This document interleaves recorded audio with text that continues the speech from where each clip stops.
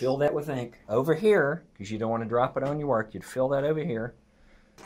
Then you've got a prepared surface, because if you'd done this and put your hand down, you're going to have a grease. You're going to have an oil slick. That's right. I mean, really. So you prepare your paper, clean it, then you brush it off. You've got your sleeves rolled up. You tie around your neck. Yep, tie around the neck. It's like surgery. Yeah, and then you're doing this. All right, I got to go from there to there. You can't stop. It's got to be. And basically you're going. You don't want to do, huh? Yeah. Because then the worst thing is the ink starts going. Oh. Gets under your, and then you go. It'll be a little bit longer. And we had to use that before we could use this. We were allowed to use this. So how does the ink? It fits down here and it's capillary action. Oh. But right, so if you have that open too wide at the beginning, you have that open too wide, and you go like this, it goes right out. Rapidograph number 2. Wow. Jeez. You have a double lot. That was my favorite one. Well, I think at one time I had like a 3 or 4, and that because you had to clean these things. So what are those pens called exactly? Because I can. Oh, those are rapidographs. This is a rapidograph, and that's a ruling pen. But right here, you know, you got to clean that out. Hold that slowly. Let's get that. Let's get it. So see, that's got gunk on it. And that's where your reservoir. That was your reservoir. That was revolutionary. Are you not getting ink everywhere on your clothes? You can. Oh yeah, you'd wind up with stuff on your sleeves, or on yourself, or on you. Constantly. But you see, you had to go clean these out every day. And this was cool because this was called.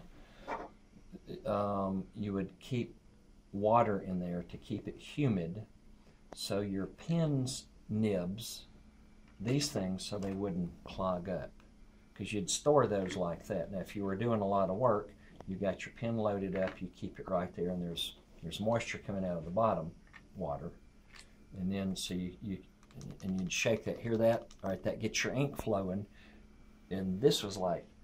Oh, couldn't get any better with this compared to this, much less that. So in terms of advancement, that was old school, newer, and then that's even because that stuff had been around for like 100 years. And one of the first things you invested in when you were in, I got that when I was an architecture major, because you do everything in ink. Wow. You do a couple of things in pencil. But to do professional stuff, you never did pencil. So I am. Except here, we were doing pencil when I got here. You're like, can't we use ink in Mylar? Yeah. I'm YouTubing this. Yeah, this would be good for like us to have because you don't find this stuff anywhere. So can you show us an example again, since I got this on this? Like how would you use this again with this tool? All right. And I will try. Okay, so this would be like if you're making a topo. Well, if you're going to just write a letters. word out, write a word out. So you've got your reservoir, and you had to go through that. Yeah. So you'd fill that with. That would be filled with ink.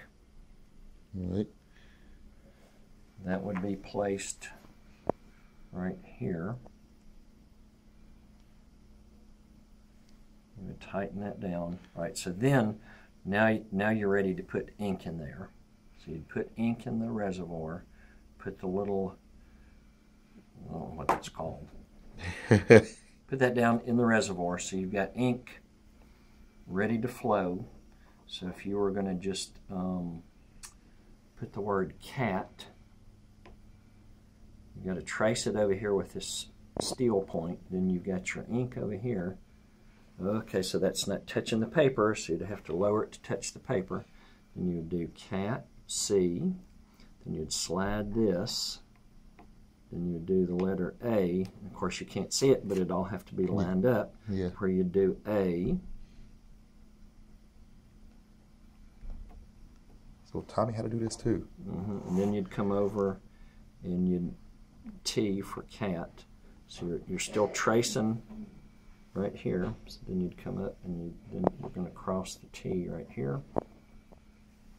Wow. Then you have put your lettering down. If you needed a smaller size or a larger size, like here's all caps, you'd flip your lettering guide over, because this was for all caps, and that was for all lowercase. So you didn't want to do a word that had upper and lowercase, because that was horrible, because you'd be flipping back and forth all the time. So, like, the ink would run out on 3 letters, you said, if you use a backgaze. If you had a big point in here, a wider point, you could run out of ink fairly quickly, so then you've got to refill your ink reservoir and then keep doing your lettering. Wow.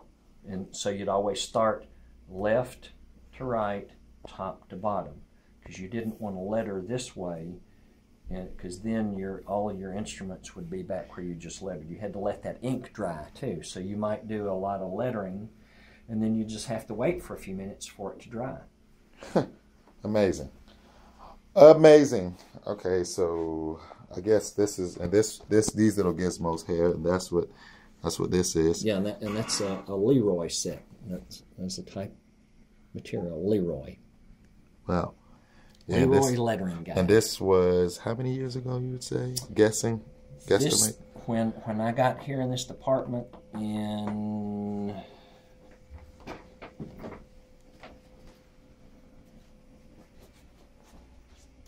I got here in '86, we were using that.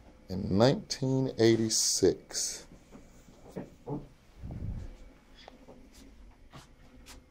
Oh, this is good stuff. This is old stuff too. Man, look at that. Oh. Wow. Here's that 3, it's called a 3/0. See the width of that versus this one here that's a number 4. You can see that's how you got your line thicknesses. Wow. By the different size pins. Wow. Okay, I see that. So you would use this to make maps and topos and any type of drawing that we would do on the computer, you were using pen and ink. Okay, so to do colors, there's a whole different technology, but mainly a lot of the work back then was just a line drawing, so you had to use different widths to convey that depth. Yeah, that is fascinating. And okay, so compared to now and back then, of course, it's much faster. How would you compare to now and then versus then? I mean, well, you'd have to do a lot of prep work before you could even get started, because to just get ready to do lettering, have to do a lot, prepare your paper, get everything secured. You had to have a definite workflow. Once you started, you couldn't stop. Once you were using your ink, you had to continue it all at one time. Where like right now, if I get a call in between, all I got to do is save my work. I can answer a call, answer a question, get back to my work without messing. Saving the work without messing it up. Okay, so project based. We get a lot of projects now. Was it the same amount of projects back then than it was today? Well, probably, proportion-wise, there are still a lot of projects.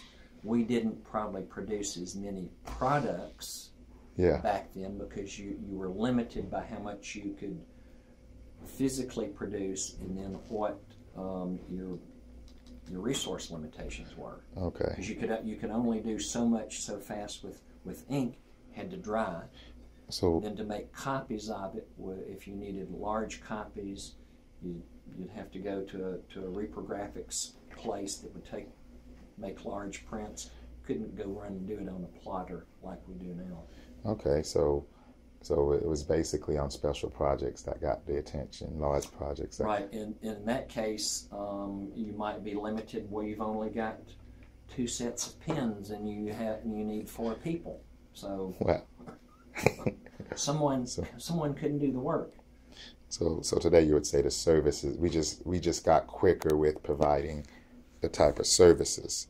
Right, and the thing to remember is when we were using all this, that was state of the art back then. That was the best you had. And now we have state of the art. It's the best that is, but you know, you still want something better. And just minor improvements made huge differences. Wow. Okay, so some type of a... So that was your pencil, and you had a piece of lead that fit right down in here. You might not be able to see, but that spreads apart, and it's just a grip. It grips it in there. So your piece of lead would be, you know, as long as this barrel. Yeah. So you would load that in, and they came in different. You've heard of like a 2H pencil, 4H pencil. Your lead came in different degrees of softness. Oh yeah. So you had your lead in there, as it was called, and then to get a point on it, you had a little device here. This was a sharpener. You'd get you would advance your lead out, typically like that. Just let it run out so far. It might be about sticking out that far. Stick it down in your sharpener, and then you're twisting everything back and forth to get a sharp point. All right, so then you do this over here just in case there's graphite in here. So that would fill up. You've got 4 carbon, I don't know what type of blades those are, but steel blades shaped into a point.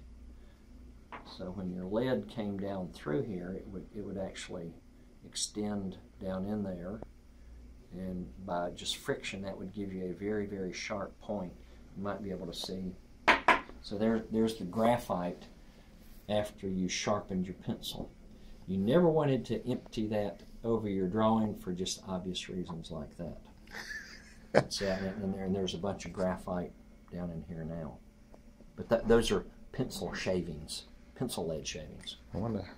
I wonder how old that graphite is actually. Yeah, no telling. Wow. Okay, so that's some good stuff. All right, well, at least I got some YouTube. Right, so you see what would happen right there, just if you made a mess. Wow. All right, so then you'd have to clean that up before you could go to your next stage, because you might, so you'd get some on you, and you could put a fingerprint on your work and not even know it, or it gets on your clothes. Wow, that is. So it was very messy. It's a messy. Well, you never bought nice clothes, right? That's right. Never bought nice clothes. Just beat up the pants and everything like that. Yeah, because I mean, you know, sometimes if you're not doing it right, you'd spill ink on your pants. So was there like a breakthrough when the computers came? You're like, oh my goodness, we don't have to use this, or you kind of had a hard time transitioning into it? No, I mean, no one, I don't think, really liked doing this. Oh. When the computers came along, we were like, wow, that's... Of course, you had to learn how to use a mouse, because as you know, it's a different technique, you know, when y'all got those, the little Wacom tablets. Yeah. You know how easy it is, because this is just more natural. Yeah. Well, you had to learn how to use a mouse, and you did have to learn how to draw differently, but it was so much, you don't have all the issues of the right size paper. See, like here, I've got graphite on me just by not even paying attention. You don't have any of that problem. You've got all your tools built right there. And you have a series of compass. To do a circle, to do a curve, to do anything, you'd have to use a compass. If you needed a circle, like even on our maps, to do a circle like that, it'd all have to be done with a compass or a template. Wow, because that had to be like extra perfect. Right.